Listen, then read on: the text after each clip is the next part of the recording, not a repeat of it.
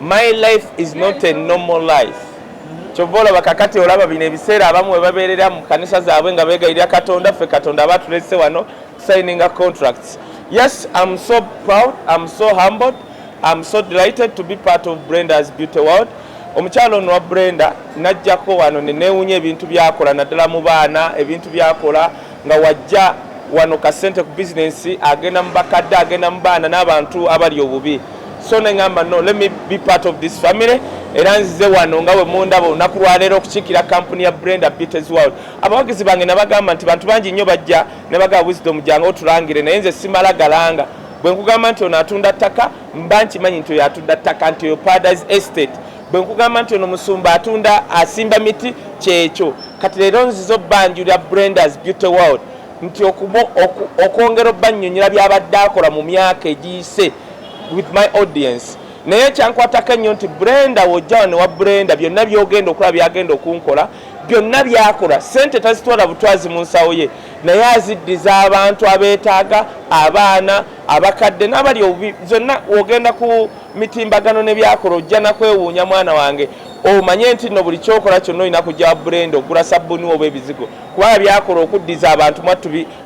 byewuunyisa. So leero ndi wano nga sinaba kufuuka fule brand ambassador we nsasoose kujja kulaba services z'engeri gye zitambulamu kubanga sisobola kulanga kintu nga simanyi engeri gye kikolamu. So nze wano bannongoose ku lususu banjemu ku butwa kwegamba mbeere nga kyekyo manye ennaku ya Kampala wetukuba kakati omuntu asobola okugamba nti nenkana neisima all access okitegeera naye kwegamba ng'omusajja mukadde nnyo naye kwegamba nze nange embeera ya Uganda eri mutukuba mu covid nzire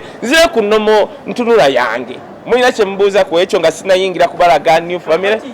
Olususu olugano oba babigana okukolera olususu terusobola gaana olaba olwayisima lwakakkanako terusobola gwe sooka olaba akasusu kabatanakukolako era okalaba nti keeko gwolowooza kafaanana akammako nedda kaakati akasusu kange keeko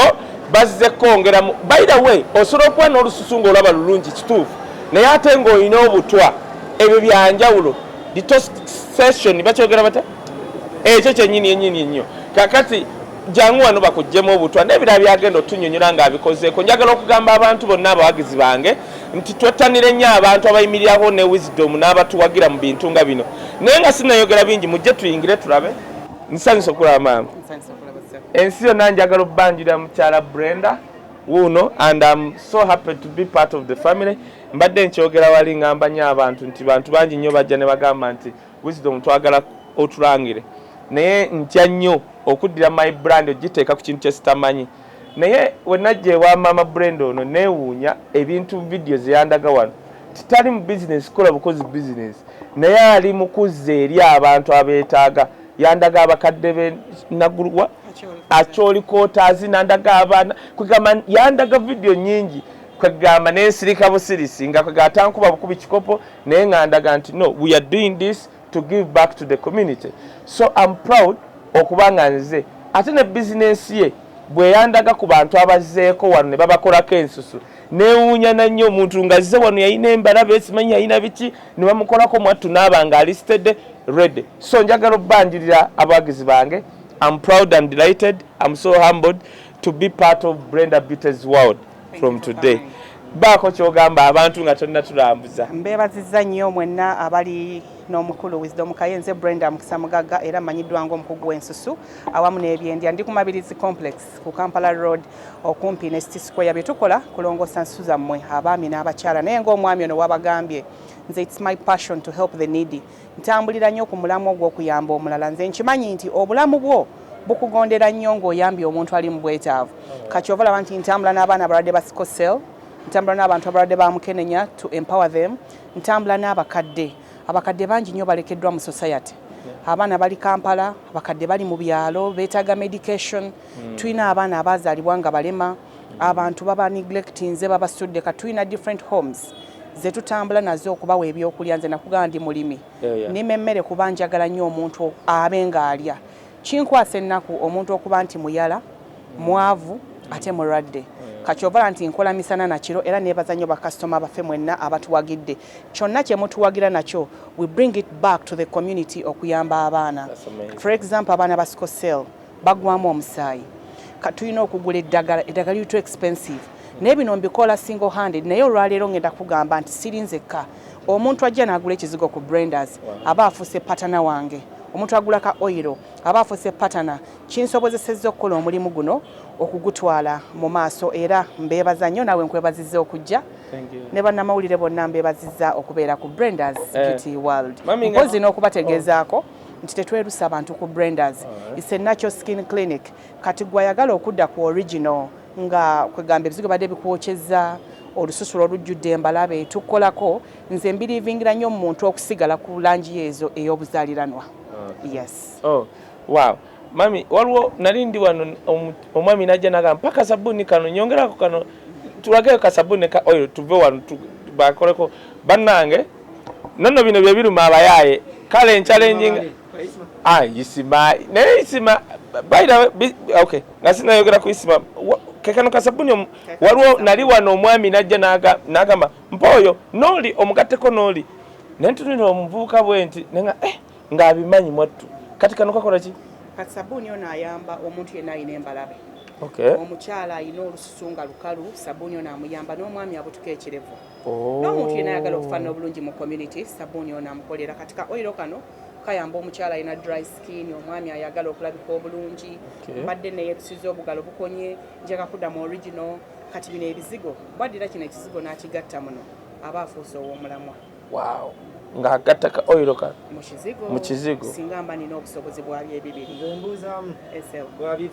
kasita bimugwako alina okudda ebizigo bino biringanga mmere emmere bwekuggwako ebizigo bino biringa mmere nti emmere bweggwawo bw'otali ofa kati sikini yo nayo muntu eyina okulya eyina okunywa nga gwe bwonywa amazzi kati abantu kye batamanyi wano nti sikini yaabwe nakyo kitundu ku bo kyetaaga kirabirirwe nga bulaba nti nze buli lwasande nokola haircut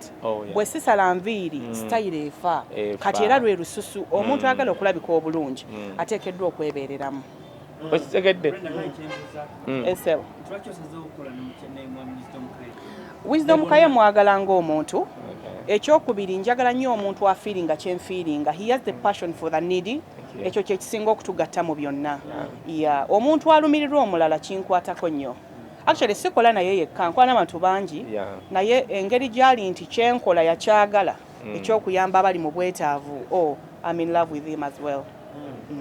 okay mami kizzeeyo batulambuze akaziko okalabye ati mwami Kaye ngoba omutunuulidde engeri gyatanatandika bintu bino sikini ebulamu ki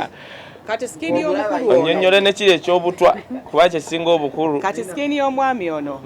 tugenda kugirongosera mugenda kujeba nga tumukolako naye kati ekireetedde sikini y'okuba nti powers zeekuttemu of course ebintu byalya kati mwenna mufudde busy maybe tannanywa ku mazzi tannalya ku kibala kati twetaaga tugogole omubiri so right now kyetugenda osooka okukola kwe kumugogola era munzikirize mbatwale right away okay kozi bino twagala ebiruma abayaye waliwo omusajja bamuyitani abeera Sweden eyo minyonio Eddie Minyonio Eddie Minyonio ogenda nobe Sweden nolowooza nti oli mu ggulu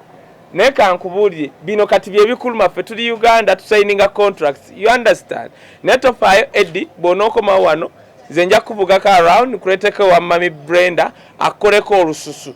kubanga yali pengepenge yatugamba nti betikanye emigugu pengepenge yatugamba betikanye emigugu yagamba nawe wetikanye emigugu sawa no je Kampala it will be my job to bring here no kati Eddie Minyonio bajja kusooka bamuggyemu enkanyanya kubanga tosobola kuba muvubuka wa myaka kwa ye mutooko ku isima wa myaka banga 54 naye n'enkanyanya ziringa za 8 Eddie Minyonio bajja sooka ekyo yabamulongezi olaba ayogera ku TV nga bamutaddeko nolaba nga inaatu yanobo butwa kakati musaba nkugamba jangu keno ate onojja wano talika okugana n'ebyamagezi kubanga kakati olaba ffe tuli wano naye tubeera wano Katonda n'atubikkako obusubi waŋŋamba nti ngaba nnyo essimu zange Eddie Minyonio essimu nzigaba kuba saagala bantu bakubire bantu bakyamu kyekisooka ekyokubiri tetuli banako oba bakopi naye eno kyetwagala Uganda empya ne Uganda okutereera nti omuntu yenna asobola okuyimirira naffe kyovola banze njagala nnyo okugamba abawagizi bange nti buli muntu gwenkulaga kakati tugenda kupika kya Brenda si kipika pikisi nti kibi najjawo nenkiraba ate ngenda kigezaako nze bagenda kunkolako nga kye bankolako kyonna mukiraba nga si byakwekwasa. Location erinya yekifo. Wano tuli ku Mabirizi mu abatali Uganda ku Mabirizi erinanye Antonio's abazaliddwa wano twali tumanyi nti eri opposite Antonio's Grill ne kati wotuuka ku Mapeera n'obuuza omuntu Mapeera House n'obuuza omuntu nti mbuuza ku Mabirizi complex bajja kulagira wotuuka ku kizimbe kya Mabirizi ogamba nti mbuuze wa Brenda Beauty's World. Yesima waliwo ebintu ebyo saagala bimutte asolo kati njagala kigezaako wendaba ebbugumu nga lingi we namuleeta ano njagamba mami Brenda nti Yesima engeri wali gya myaka giri advanced baseko ku pressure ne bbugumu kati kanso kenze mbigendemu kwate twagala mufiro asolo okutaana ekyuma nga kibugumye nnyo ne kigenda Yesima ne bwe gutula gwe mwana gwe nno tumanyi ndwadde ziruma bakadde bale manyi kwosha akagenda okalabye kali mwana muto mama munjala laba nno omwana nali simanyi nti no Ibura banaye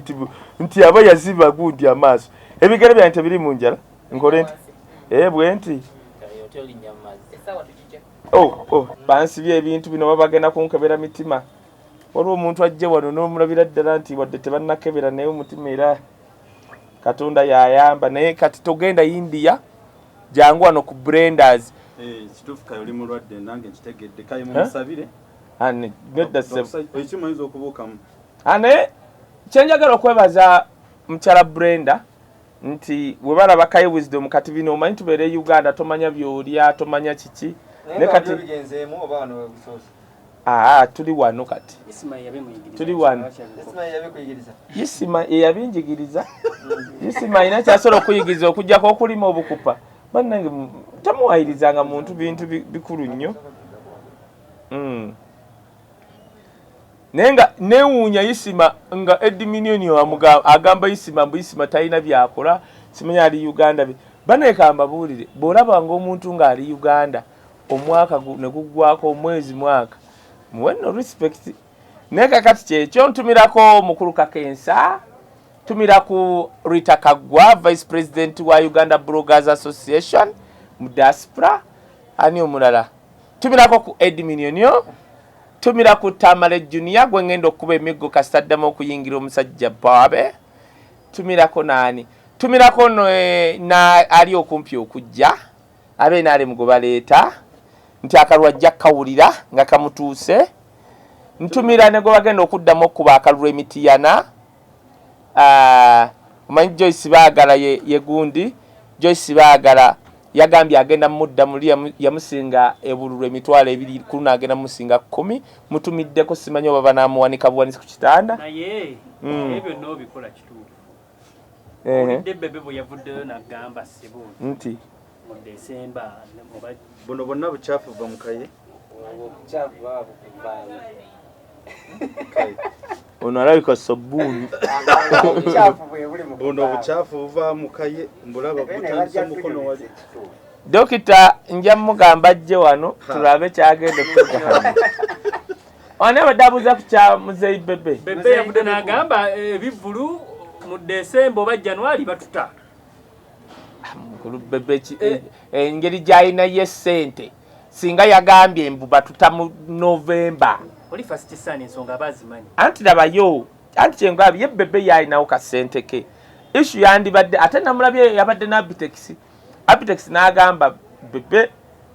Ragadi Fiina bebakyaganya otuta nenze ndowooza Bebe kyannyonnyodde yagambye bw'ati yagambye bafubyeko okunnyonnyola ekintu kiganye buganye kitegereka bulungi kubanga kati Bebe si yafuga Uganda nabo bagenda eggulu ne bannyonnyola omusajja nti munange tute mu Desemba ne bagaana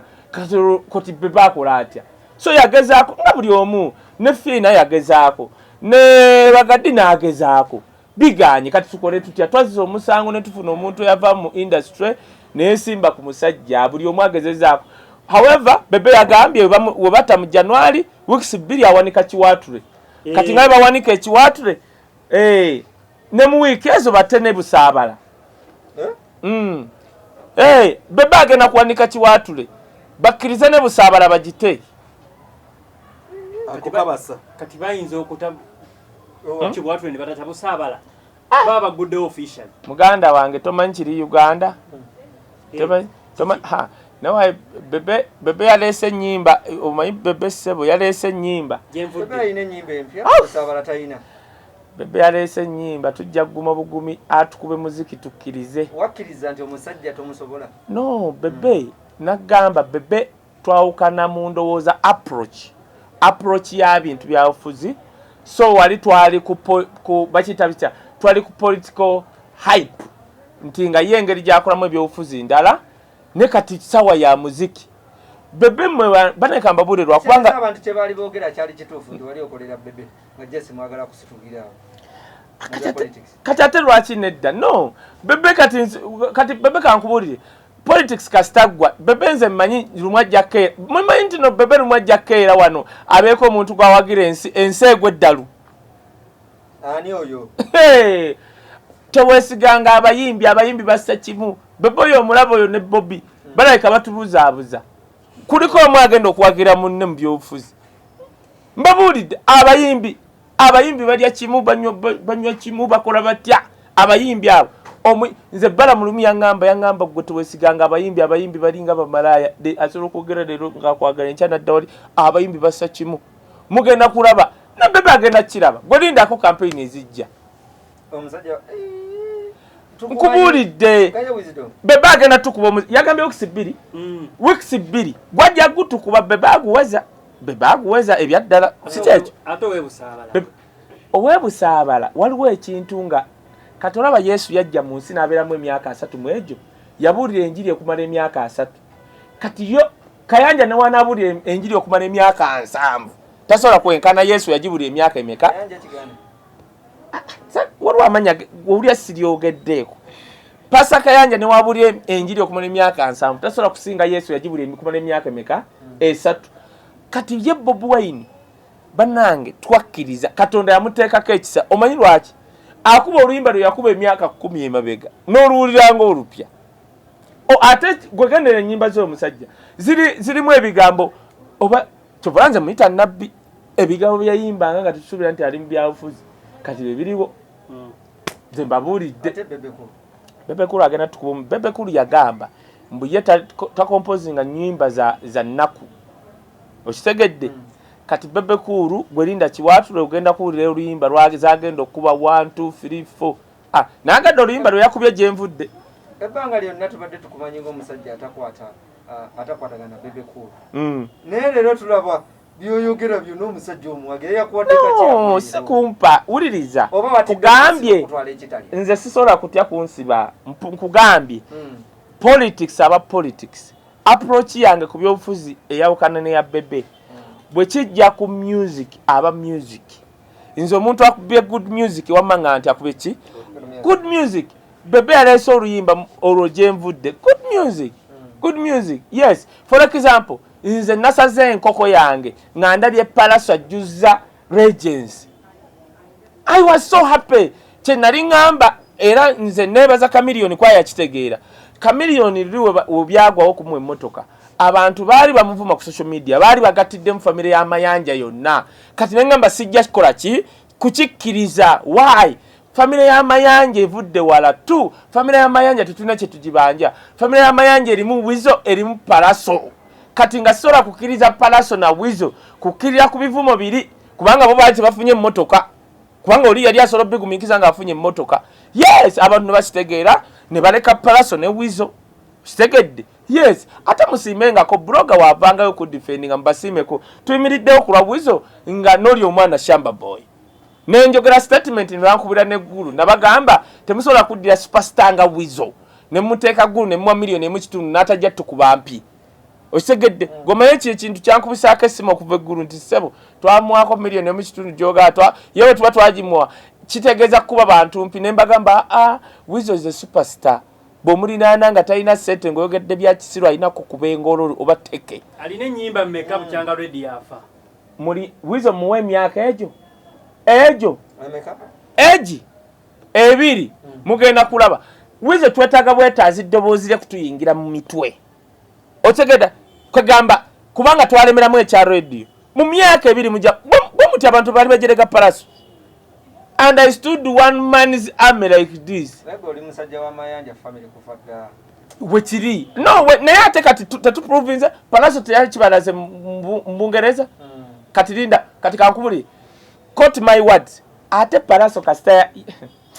kasita gwe kiwatule no wa eri bayitawa si kiwatule gundi no kanjogere bwenti Palaso kasita yakutimbira ku mutimbagano nti musajja wa mage mulindeko bagulewo ebivulu abanga bawanika ebifo byabwe Palaso agenda kuwanika Nambole newayo butwango ina kunji gwe singa gwali wano singa ebbafu yonna tiyavuludde dda yere evuludde nedda naye tekikwewuunyisa lwa nsonga tutambulira Kampala mwajo ono naffe tuzaaliddwa Nakasero tetufukira bisenge mwe mwajja mu Kampala mufukira ebisenge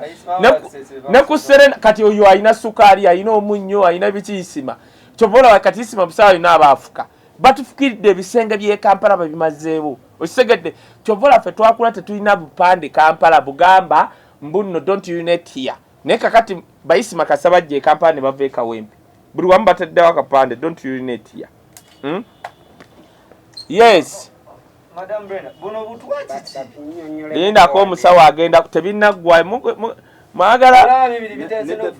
bifutanza okufuna acid olaba omutima eguli omulamu ebyuma gutambula guti ne gukola bwe guti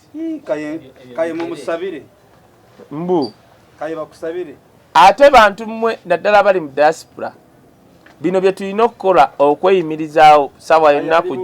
kujja kukebera butwa oyagala ntubuke ku muze ebyalugaba ssebo kyembadde njagala bannaye nebaza abantu abaje waliwo omusajja yasasudde wubba ejje kuleeta byalugaba nebaza Tony Lumanyika yagambye weekend agenda kumpa emitwalo 10 ejja byalugaba Tony Lumanyika ali mu America abantu bonna abawagidde byalugaba babeereddewo famire ya Nadduli kyakabi nnyo omukaganoza tugende tukerewa byalugaba dashika 2 tuveeyo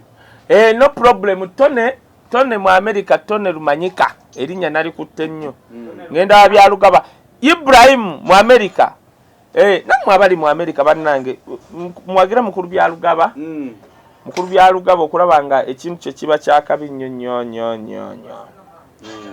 ne bannange kiri kitya waliwo abuuza ebibuuzo nsomerako kubabuuza omanyi okusoma abantu mami nowoyita deka mami ayita kungulya nkoko SA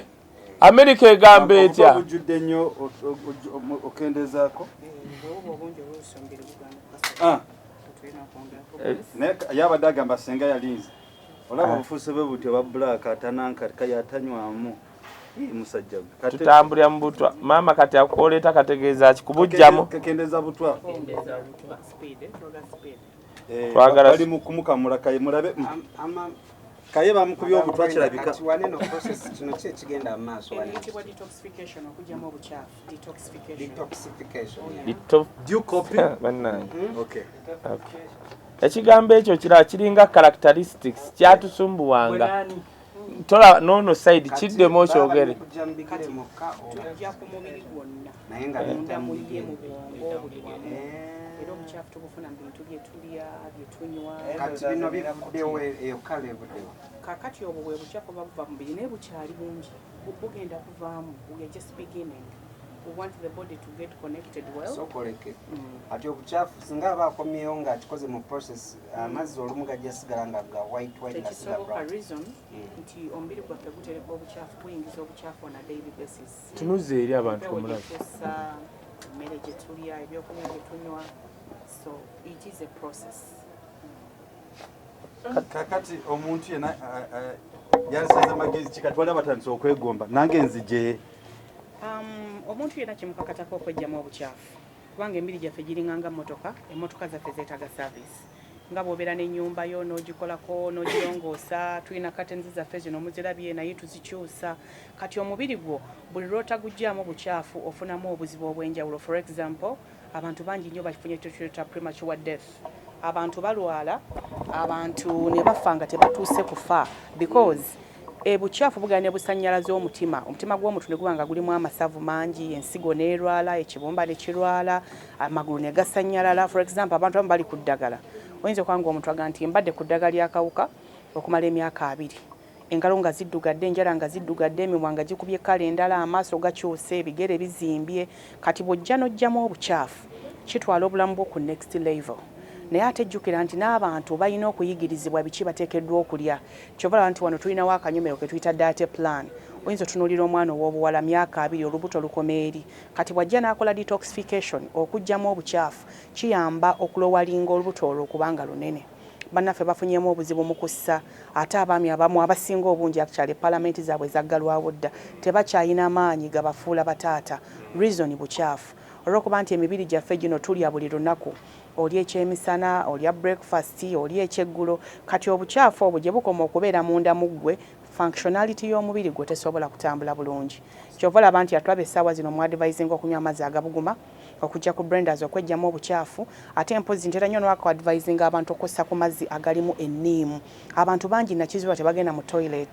otunuulira omukyala aga nti mali ennaku 5 nga sigenze mu toilet ate ng'alya buli lunaku kati emmere eyo evundira munda abamu bavaamu olusu olubyo mu kamwa okuwunya omukka omubi abamu omubiri nga n'ebimuvaamu balina gaasi mungi nnyo oyinza okuba ng'oli mu society naye ng'abantu batambula embuto zaabwe zikubagana zitokota so omuntu atejjeemu bukyafu ebyo byaba alina okusuubira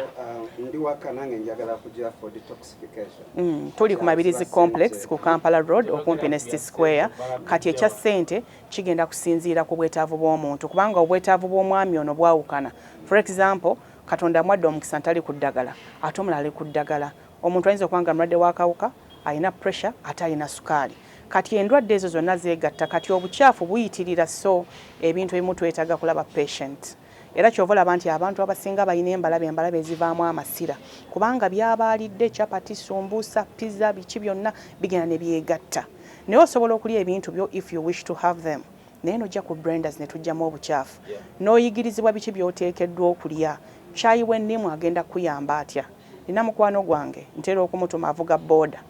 naye yaŋŋamba nti ye anyumirwa nnyo okunywa amata ekiro anywa lita tosobola kubanga ogenda kwebaka ate n'oteekamu amata naye bw'omutunda sometimes bw'omutuma aba yeerabidde nagamba omukyala Brenda nsonyiwa neerabidde kubanga omubiri gwe gutereka obukyafu amata mmere ekiro so kyandibadde kirungi n'anywa caayi ow'enniimu omuntu yenna atulaba essaawa zino weetaaga okukuuma omubiri gwo nga muyonjo wettanire kacaayi k'enniimu for example tubadde mu biseera bya covid abantu abaagayaalirira obulamu bwabwe ennyo covid abatawaanyizza nnyo osanga omuntu nga tamanyi mugaso gwa katungulu ccumu mu bulamu omuntu nga tamanyi nti bwenfumba ennaanansi 3 emicungwa 3 enniimu 3 katungulu ccumu entangawuzi bwembifumba bigenda kumpa vitamins ezigenda okuyamba omubiri so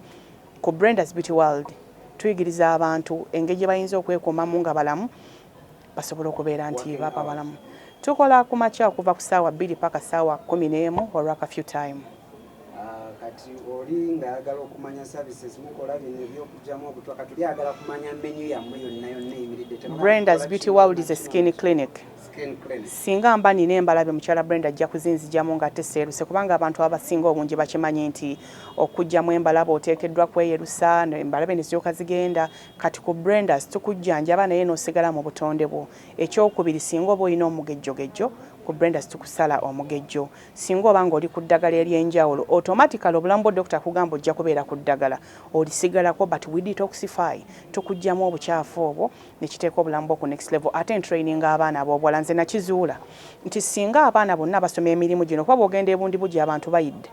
bw'ogenda ne Banyankole wansi basiridde ensusu bw'oyambuka mu north bonna bayidde ebizigo bibookyeza kati bw'ojja ku Brenda's tukusomesa biki by'oteekeddwa okujjanjaba ku mibiri gy'abantu osobola okuba nti naawe oyamba eggwanga okutambula obulungi omukazi aleese ekyuma wano nga kintu kikalu kino wa eno nanfufu ya Kampala bano abatufukira ku bisenge ne ku kkubo bwe batuleetedde obuzibu naye nga buno si butwakayi bwe baakuwa lulijuuzi anti kaakati kyova olaba era ŋŋamba nnyo abantu abatubeereramu nti mulaba nti obutwa tulina kutambula nga tubwejjamu naye naawe teweeyibaala gwe osobola okuba tiwabufuna mu kulya nga naye wabufuna mu ngeri nga tiwabufuna nti no bakutezenga buzidde naye nga wabufuna mu ngeri yakulya omukyala abannyonnyodde bannange tukyuse mu ngeri y'okulya nze kye nazula nalina mukwano gwange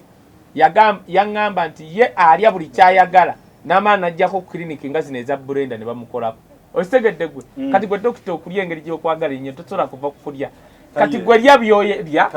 omwezi ojje wano omulundi ngenda va mu mata sigenda va mbichafu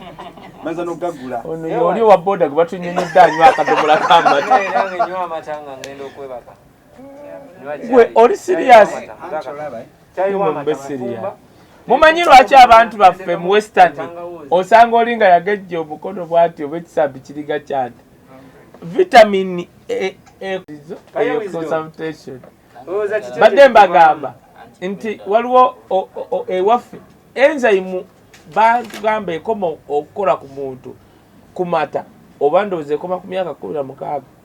kati gwe wonywa amata ku myaka 3 gy'olina enzyme eba yakugwamu Brani wako soko mmuliseemu n'agamba Brani wako tannaweza myaka meka? Brani wako w'ekiwalaata tannaba kuweza myaka 10 kati nzo omanyi Brani wako emyaka gy'amala ewaabwe ebusoga ng'alima ebikajjo ongaye tannaweza myaka emeka? Olaba ggwe oyina emyaka 32 naye ng'ofaanana nga jjajja wo kyoli mbeera ati kati wuliriza laba nono omwana abantu bajja okukusekerera olaba Wisdom ali wano ayogera emirundi nga 5 olunaku asatu mu ebiri tonziza buto ngenda mu myaka 3 mu egyo ogenda mu myaka 3 mwena kyogamba nze onsingako emyaka 3 kusingira dda gw'omanye emyaka 3 gyekitegeeza kusingira wala nnaku yetukubye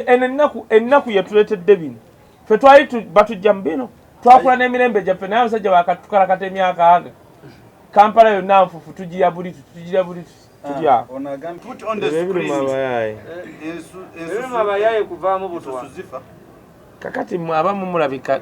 ne kino tokifunangako naawe gwe gusoose kati naawe gyovulanga kyenkugamba babuulire owulire otyawo mu baafu kati bayinza okubitya eriyo ya YouTube oyo kyova olaba yonna yina yeesulise ani agambye oteako wano live nga tutaddeko namba yasimu wamma ono dokita mumugambe mumugambe abawatya live nga taddeko namba ya Brenda oyagala bajjewo bakoleko ensusu oba oyagala bajja munvunza era omuntu omulamu ayanguyira abantu kati gwonoteeka wano ebigere bye byavaamu enjala ogwomaye obutwa bwosobola okuvaamu ziizo engalo zizino ziringa za mukazi naye gwomaye mukazi gwe naayagala gwe weyeesiimye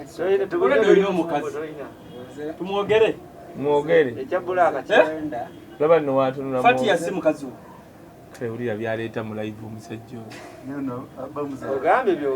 bamuzaala n'omulala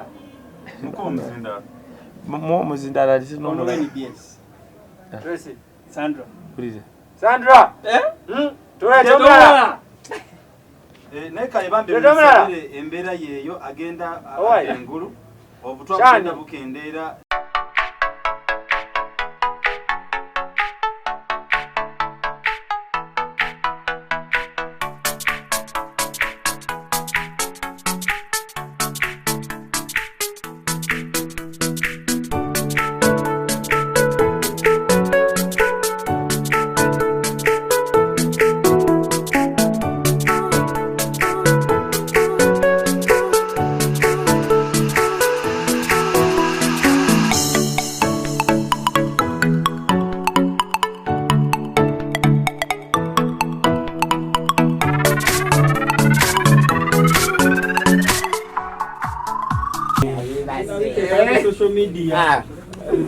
kaye tutumanyo bana wona lero social media kaye tonyiga luze kindly kaye agenze ku kitanda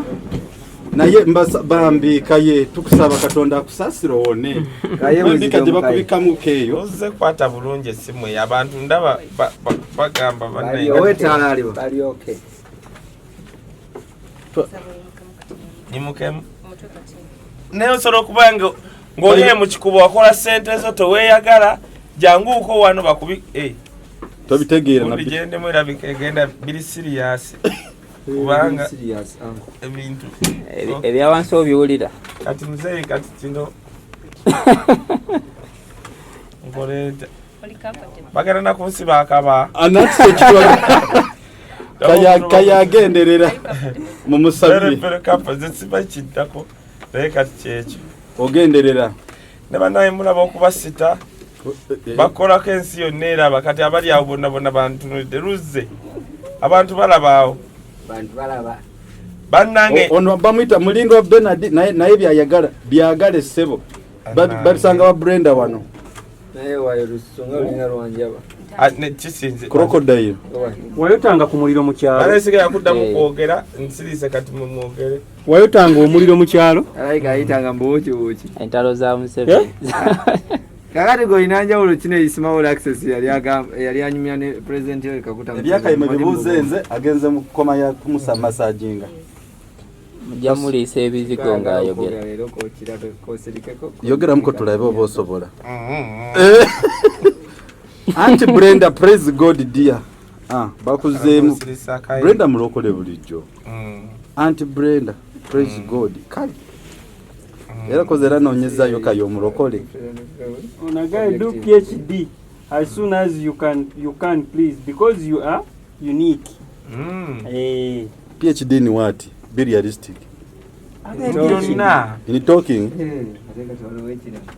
Never none. Pin that girl's number in pink. She seems to be good careless. Nze mmanyi baagala abantu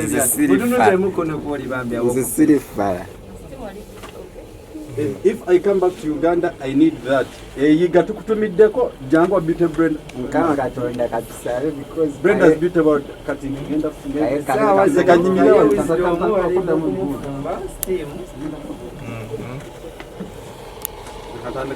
kati wangu akudda message mbagambe kaye byonna mu bibuuzo eze agenze mu koma ya massage neba nabitegera by'enjogera omuntu agenze mu koma ya massage ngatasobola ku ekyo tuyita facial treatment egenda mu maaso ku Brenda's Beauty World era nga tuli kukolako ku mukulu kaye kakati abantu bangi n'ensi zaffe zizibikira ekyo ekyuma kyolaba kireeta omukka steam kati steam oyo ayamba olususu okubuguma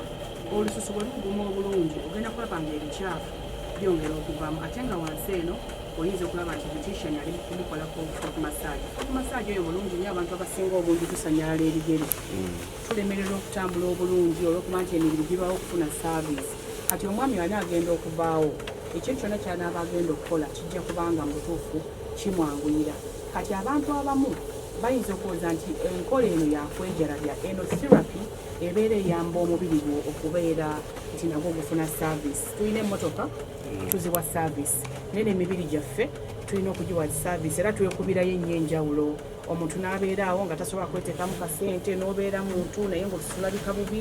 ate nga mu butuufu omuntu alabika obulungi ne chances ezifuna era nazo ziba za waggulu nnyo buli lweweegayaalira n'olabika bubi chances zo okufuna mu butuufu nazo obeera ozisaanikidde. Kwemu akafaananyi oli akasooka okujja ku live naye ng'omujjukizaako location n'ennamba. Tuli complex ku Kampala Road okumpi ne City Square Brenda's Beauty World. Mpozi gwe Masaka totawana kujja Kampala ku Masaka tuli ku Twin Tower ku mwaliriro ogusooka okuliraana Muto Complex. Enaalya tulinaanye Mogas opposite Forex ate Jinja tuli kwa page 82 ku Jambula stage. Bagambe kabeevoima abeevoima anytime tujja kubanga tujja nga Katonda tereddemu obwangu naye katukyasobola okubafuna butereevu wano e Kampala ku Mabilis Complex naye abana mbaleete tubasomese emirimu gino okusomesa kigenda kusinziira ku mwana kubanga tulina bingi bye tutunuulira abaana abamu basomako abamu tebasomako kakati automatically bye bagenda okusoma biba bigenda kwawukana naye nkubiriza abazadde abaana b'obuwala mbaleete tubayigiriza emirimu gino tekwangwena mutabani we nga naye ayagala nnyo okulongoosa essusu mubaleete basobole okuyamba eggwanga kubanza ekizudde nti emirimu gyattekwa abantu bangi nnyo bali jobless omwana asomye naye lwakuba nti tazigirizibwa nti abaana mbaleete ku Brenda's ate abalenzi bonga tebogedde n'abaana abalenzi bakkirizibwa naye mainly abaana abawala balina so much interest mu beauty kalera bonna tubaaniriza naawe omuntu ng'oli ku ddagala ery'enjawulo janku Brenda's tukuggyemu obukyafu bwe tumala okuggyemu obukyafu nja kukulagirira biki by'oteekeddwa okulya for example ensigo z'amapaapaali ddagala nnyo eriyo obulamu bwaffe kakati bw'ojja ku Brenda's nja kuyigiza okutegeeza nti bw'oba omize ensigo z'amapaapaali ng'olina akalwadde ka mukenenya ensigo ezo zirina kyamuwendo nnyo kyezikola eri obulamu bwo. Nja kuyigiriza gwe alina gaasi omungi mu lubuto nti bw'oba ng'ofumbye ennaanansi n'ofumbiramu emicungwa n'ofumbiramu enniimu n'ogatta kino nakiri obulamu bwo tebusobola kusigala kyekimu. Ate naye mukwano gwaffe asumagira olina olubuto lwo nga lulina partial constipation olwawo ogenda mu toilet oboze ku Brenda's Beauty World era tukwadvisinga biki by'oteekeddwa okulya okusobola okulaba nti obulamu bwo butambula mu mbeera gye bulina okutambula. Back to the bed with Mr. Kaye.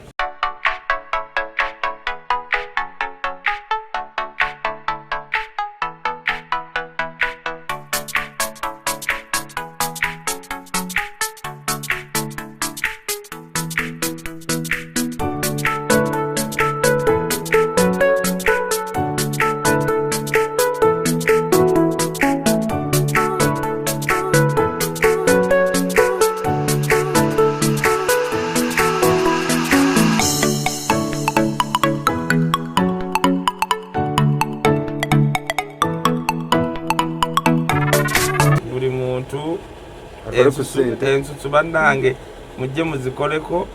si byakwekoza mujje muzikoleko ko waliwo omuntu abadde mu gavumenti myaka gyonna nenga olususu sirutegeera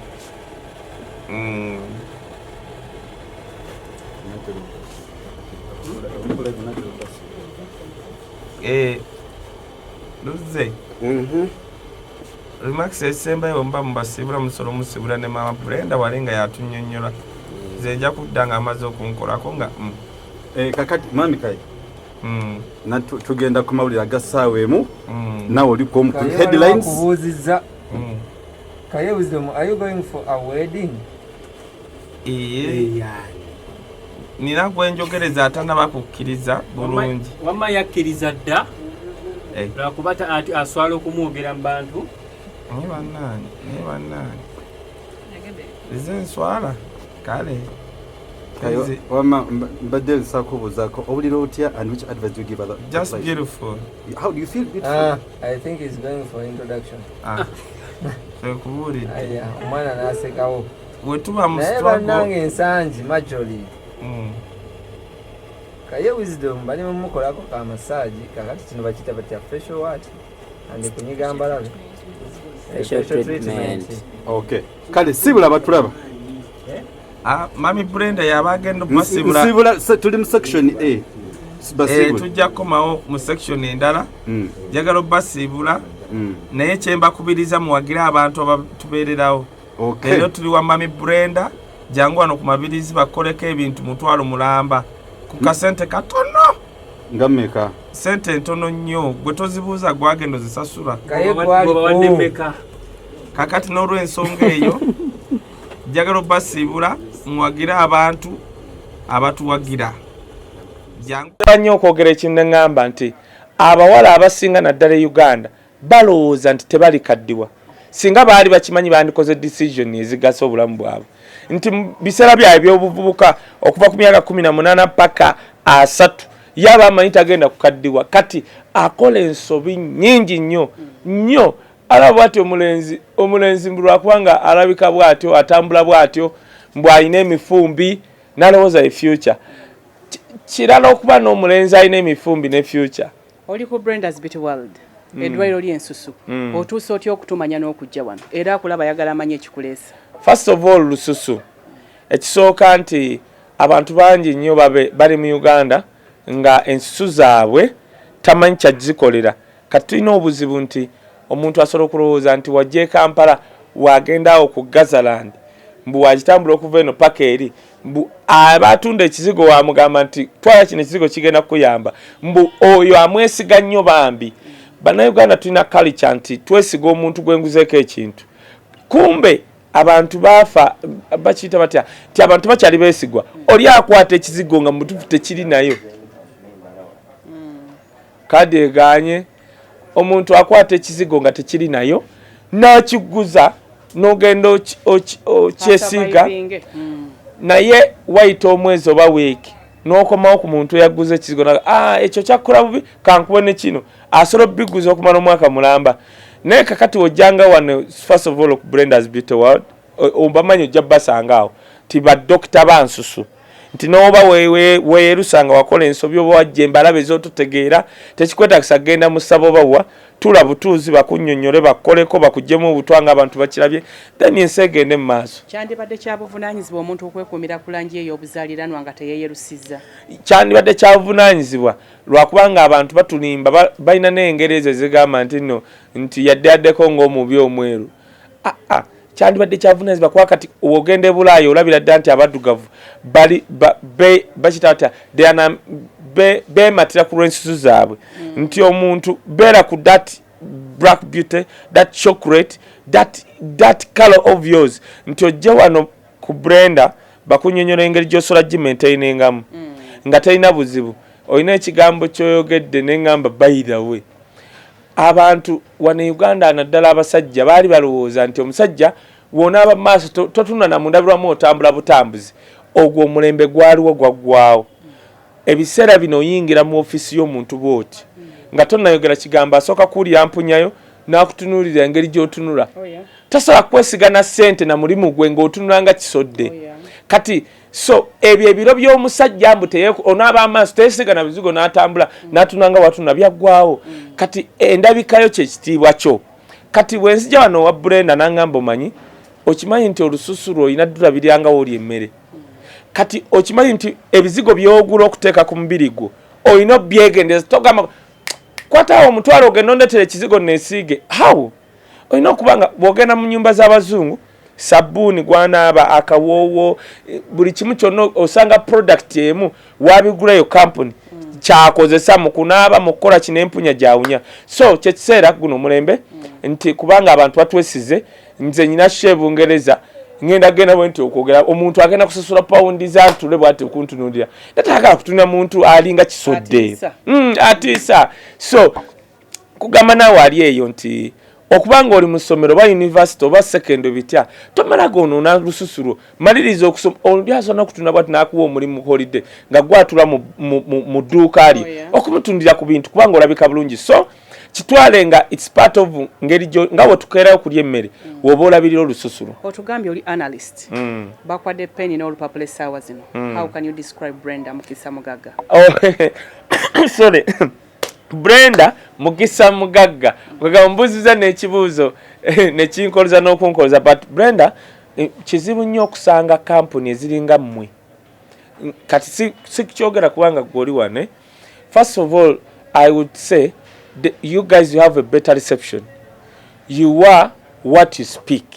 Tichemuli kyendaba kyemukola nze baali tebanteekanga kawo mbigere byange nendaba omuntu omunasoka nekyeka bataddemu amajaani batubuzaabuza naye ntudde ne bateekamu amazzi n'ekintu nendaba obutwanga buvaamu. I would say Brenda eri ekyo kyeyogera kyeri bantu bangi batugamba bye bali naye nga si bye bali. Oli asobola okuguza akawunga nagakana akawunga kakola kino ne kino naye nga si kituufu. Nze ndabyawo ng'oyogera abantu okumanya onneewuunyisa n'ogamba nti lwaki totandika kunywa ku mazzi agavuguma nga mulimu ennimi. Okiraba nti omuntu okimugambye bugambi nga tomusolozezza kwega kitegeeza olumi lw'abantu okuba obulungi n'ensusu zaabwe. Ekyo nno kikulu. So omuntu yandiga sooka ojja wano nkubuulire n'ojja nagagenda oddira amazzi n'ennimi naye ng'osasudde ali consultation fee. So you are what you are. You want oyagala abantu to be better with their skins. Ekyo kinnyumira nnyo. Ekyokusatu ekinneewuunyisa ku Brenda kye nandigambye abantu nti ku mulembe guno kizibu omuntu gw'osanga ng'ayamba abantu nga talina waafunira. Nze neewuunya omukyala oba ekintu oba kamu gye bayita Brenda Beauty World nti bw'ojja ogula sabbuuni ne bagamba oba wa mutwalo oba mitwalo eno oba 10 whatever ky'ogula ekyo olina omwana gw'oyamba. Bayibuli etugamba nti nno bantu bangi Katonda ati bagamba muve mu maaso gange kubanga we najja gye muli ng'enjala ennuma temwandiisa. Era Bayibuli yemu yegamba bali mubuuza wajja ddi nga tetwakulaba. Era Bayibuli ekuddamu negamba nga wootaayamba oyo yali abuliddwa ekyokulya tewayamba nze something of the kind bwekitegeeza sikotinze the right words nebwe bitu bibiri. Now olaba nti ojja ku Brenda wogula sabbuuni oba kali nkutte nnyo kali ka oiro n'ekizigo kwa kyangu oli agambe kwata ka oiro teeka mu kizigo weesiigenga. Olaba byoguze ebyo nti olina booliisa bali Yesu bye yagamba. abantu tugenda kufuna empeera mu ggulu, just a mere doing that. Tujjangu okugula sabbuuni, gula ka oil otunule bulungi, naye nga tomanyi nti Katonda alina engeri gy'akulaba mu ngeri y'enjawulo ng'olina gw'oyamba. Nekutegeeza mukwano gwange atulaba essaawa zino oli mwana wa buwala onoonya mwami wakufumbirwa naye endabikayo ekuswaza ofaanana otya okulidde mu maka nga bambi gakuyiiya kati oyagala ofune ku mwami olusi bamuzadde muyenga oyagala okwogerako n'abagaga endabikayo kintu kikulu nnyo endabika yegenda kusindika mu maaso oba egenda kuzza emabega nze nkutegeeza nti oyagala omwami omulungi oyagala omwami ow'obuvunaanyizibwa oyagala omulimu omulungi janku Brenda's tukoleko naawe abadde alowooza nti ebizigo byakwokya tokyasobola kuddayo ku Brenda's Beauty World tubazayo mu kala zammwe ez'obuzaaliranwa tulina ka oil akalungi ekizigo ekiri nakyo weekiri ow'e Masaka tuli ku Twin Tower ku mwaliriro ogusooka ow'e Naalya tuli okumpi ne Mogas opposite Orex petrol station ate gwe ow'Ejjinja tuli ku Arcade 82 kati gwe mu Kampala tuli ku Mabirizi complex ku Kampala road okumpi Density Square mu Brenda's olwaleero ndina omukulu kaye oli mulokole ya ndi mulokole era abantu beewunya n'okwewuunya simba wakati awo abalokole nyinyonyole ensonga eno lwaki abasumba bavudde ku nnono okuvumagana ekyo Yesu Kristo kye yabatuma okukola omusumba gundi bw'alaba nti musumba gundi ansinga ajja kumuvuma amusibeko amatu g'embuzi okumuliisa engo at the end of the day omuntu akulaba essaawa zino yandiyagadde okuyingirira ekisibo kya Kristo Yesu okulokoka kyendowooza nti ekyo kiyinza omwesittaza lwaki abasumba bavuma abantu kankubule mami Brenda olaba omusumba avuma musumba munne oba avuma abantu abuliddwa njiri yakubuulira gwegenda otunula abo basumba balina enjiri zaabwe bali ku kisibo era bw'otunula omusumba ng'ali awo avuma bantu avuma enjiri omusingi gw'enjiri either talina byagamba abantu abaluddwa bikolwa oba ku musingi omusumba yenna concentration ye kugissa ku kisibo na muntu oyo kuba tujja mu makanisa nga tukooye tuzitoowereddwa nze bwe nzijawo omusumba nzize wa kabona kunkonectinga ne Katonda kakati ate bwe nzija gy'oli nze nyimiridde mu maaso go ate oli mu kwevuma na musumba munno oli nze ndowooza oba kaba tekanyuma nze ndowooza tulina kweddamu tuddeyo ku misingi gwa Kristo abaana abawala bangi nnyo balowooza nti kati bakomye abavubuka tebakyalina maaso n'amabega oba sibirira ntanda kyabo abawulira nga baloozinze kubanga nze nga Brenda's Beauty World simanyi tugenda kikwasaganya tutya nina ekirowoozo ekisomesa abaana ab'obuwala n'abaana ab'obulenzi omulimu guno basobole okugenda okutondawo emirimu eky'omukisa omulungi buli muntu yenna mu Uganda yeetaaga saavisi ya Brenda ate nga Brenda tetusobola kukola matabi ga njawulo so abantu eggulu batwetaaga abantu embalala batwetaaga tugenda kikwasaganya tutya okulaba nti tusobola okutraininga abaana ab'obuwala n'abaana ab'obulenzi okusobola okweyambayamba no kakati nze ngamba nnyo abavubuka bw'ofunako akukaabirako guno omulembe abantu bali bize balina ebizibu byabwe here we are nze ndabyeko abaana ekiri ekitongole ekintwala mu masomero okwogera ekingamba nti talk about life after school bayagala nnyo kye nayogera mpa solution eri omwana nti abaana abamu osobola okuba campus n'otamalaako oba n'omalako n'otafuna mulimu kati gwandaba vidiyo eno gwali mukundaba nandaba ku online zino njagala mbabuulire gwe dduka buddusa ofunye Brenda akaabirako agambye jangu nkuyigiriza omulimu gw'omutwe ogenda otondewo gwe nooyogera ggulu yekka Rwanda wano nsanga bannayuganda bangi nga bakola ebintu by'omutwe bw'oba Uganda ekulemye ng'olina ekintu ky'omutwe Ekongo abantu balwadde ensuzu ekongo jangu obiyige wano ogende Kikyangani ogulewo akaduuka ojja kukola ku bantu 2-3 ku bwerere abo n'okolako bagenda okuleeta banno kansembye wano nze tulina ba neighbor e South Africa wali mu Rudport Portview omuzungu oli akwewuunyisa avuga poshika naye akola ku bintu ebi nviiri na lususu naye ndowooza yasu ku street yaffe yasingako ennyumba eyakabi gwe ali wano osobola okuba nga oyagala genda Bulaaya kulabirya abakadde kukola ki nze nno mbadde nkugamba yongerako emirimu gino egy'omutwe nga guno ogutamenya osobola otutuuka e Bulaaya ofuuke wakabi nosinga Brenda so buli muvubuka yenna wadde wasoma diguli ki yongerako kano kubanga ensi gyegenda yeetaaga abantu bamanyi mirimu gya mutwe kyenkusubirira kyokka kale nkwebaziza nnyo okutuwa obudde okuba nti obadde oyindira program endabikayo nange Brenda Mukisa Mugagga oyinako oyagala okugamba akulaba essaawa zino nga tonnasiibula yes njagala okutumira ku bawagizi bange mwenna abantu abagadde Kaye Wisdom mwebale kwagala Kaye Wisdom nze nkyaliwo ekyokubiri bondabanga nga I've associated with someone manya that is excellence bondabanga ntudde ne Brenda nga nze kale oba obadde tomwesiga mwesige because of me Paulo mu Bible yagamba mungoberere nze okay wadde temwalaba ku Yesu mugoberere nze nganze wengoberera Yesu jangu ku Brenda wano byonna byagenda okugamba wadde obadde tomulaba nkuba tomwesiga wesigenze ze ngamba ogenda kufuna the excellent service mbagala nnyo mwebale kumpagira na mwenna mwebale kuwagira Kai Wisdom nga brand. Thank you so much. God bless you.